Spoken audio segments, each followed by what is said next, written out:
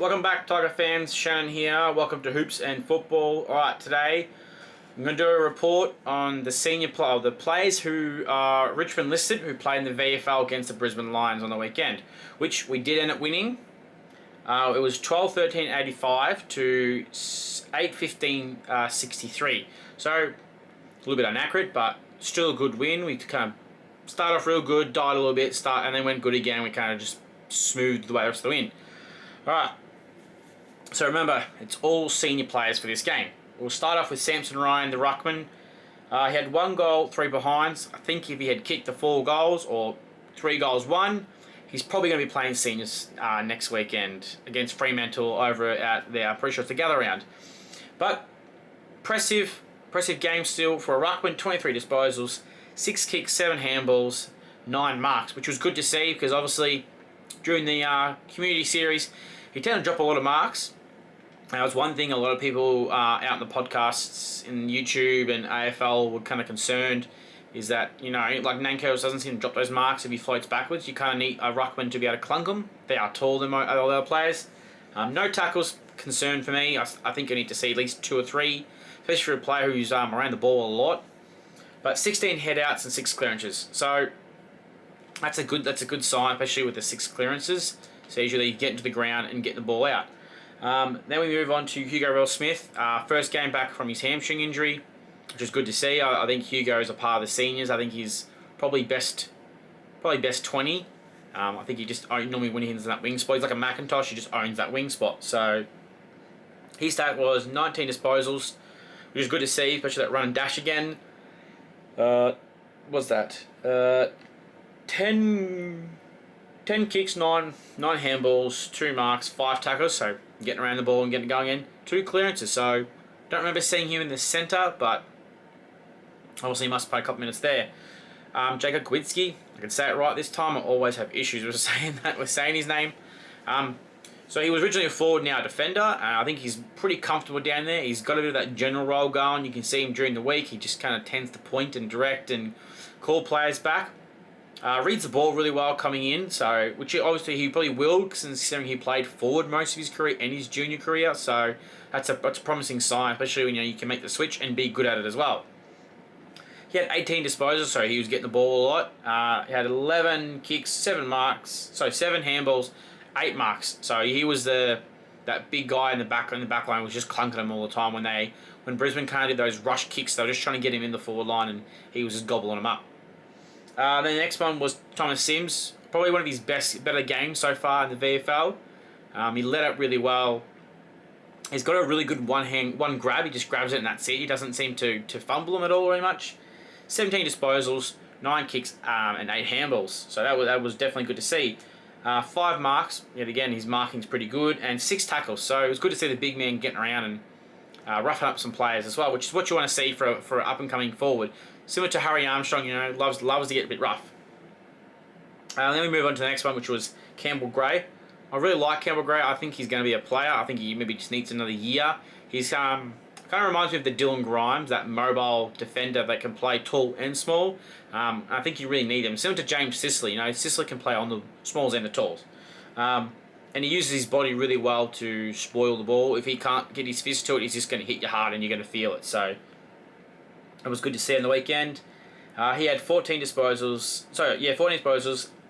11 kicks, 3 handballs, and 4 marks. So probably had a fair few spoils. You probably couldn't count them anyway. He had 1 play on the wing.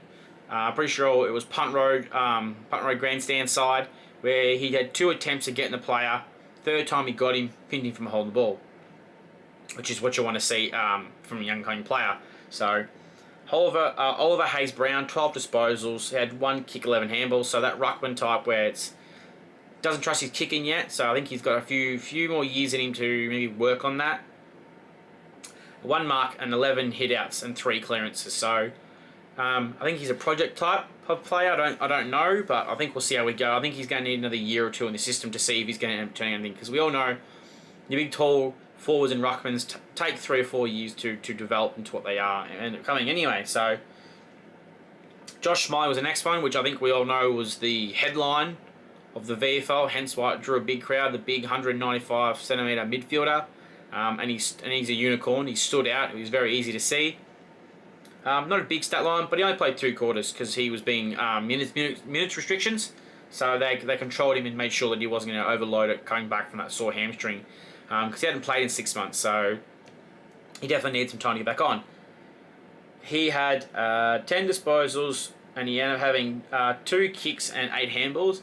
Similar to Sam Lawler is how I see it, is that, yeah, he didn't get many kicks, didn't get many disposals, but what he did with those handballs. He didn't seem to fumble, he didn't seem to miss those handballs or kind of put them in danger. He seemed to hit the player on the chest, spot on every time, and it created space, or it got the centre bounce to open up more and allowed the players to get on the run and move a lot quicker, which is really what you want to see. It's kind of what you want out of Sam Lawler. You see what he does now. You know, Sam Lawler had more handballs than he does kicks, so which is good to see right now. Young, starting off young, learning that they can get the ball going and get us going somewhere. So promising signs. He had 3 tackles and 2 clearances, so I think he probably would have been having a lot more if he had played the 4 quarters. But having the bye this week, I think it's probably going to be good for him. You know, get a chance to recover from his first 2 quarters, and then coming into the week after, he'll end up playing 3 quarters, I think. And then if he warrants it after those 3 quarters, I think he might come to the seniors. I don't know how I don't see why he won't, but I think he's got to earn them, which is what Ooze was saying on the weekend. He doesn't want to just throw him in there just because he's Josh Smile and he was picked 6. So Jasper Alga, knocking down the door. I'm telling you, this boy is going to be a star. I think he might be our next Jason Castagna. Hopefully not the Castagna in number 7 where he couldn't seem to kick a goal to save himself. No, 10 or 11, one of the two. Where he just couldn't seem to kick a goal to save himself. So, but he kicked 1 goal 4. I think he's averaging nearly 2 goals a game in the VFL. 10 disposals, 6 kicks, 4 handballs, 3 marks, 1 tackle, and 1 clearance.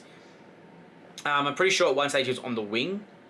So it was good to see that Jacob Batchelor was giving him a bit of a crack and trying him somewhere different, maybe just to see where he lands. I think he's going to end up being a small, like a forward pocket, a mantle, but it's going to be hard to break into that small forward section with obviously with Campbell, Green, and bloody Banks, or not Banks, bloody Mansell. I forgot because he's on the suspension. And the next one was Jonty Fall, the forward. 9 disposals, 8 kicks, 1 handball, 3 marks, no tackles. You didn't kind of want more tackles out of him like you saw out of Sims. But he kicked 2 goals too. Probably easily could have kicked the 4 goals. So that's another thing for him to work on. He's got a real good mark, but he needs to kick those goals a bit better. I think he's definitely pushing for his seniors as well because he's averaging a goal 2 a game as well now. The last player was Morris Hurley Jr. Yeah, he had 2 disposals, 1 kick, 1 handball, and he kicked 1 goal. Kicked the opening goal, but I definitely think we need to see more out of him because he is sort of he was our Seth. What he used to be was like what Seth Campbell is now. I think if he was to come back, he would be that great player that you can switch between forward pocket, half forward, and maybe switch him into the midfield just for that speed and tackle because he loves to tackle, and he'll get most players down pretty quick and easy. But that's a report from the Richmond versus Brisbane VFL game. Just the senior players, so as in they're listed on the Richmond Football Club.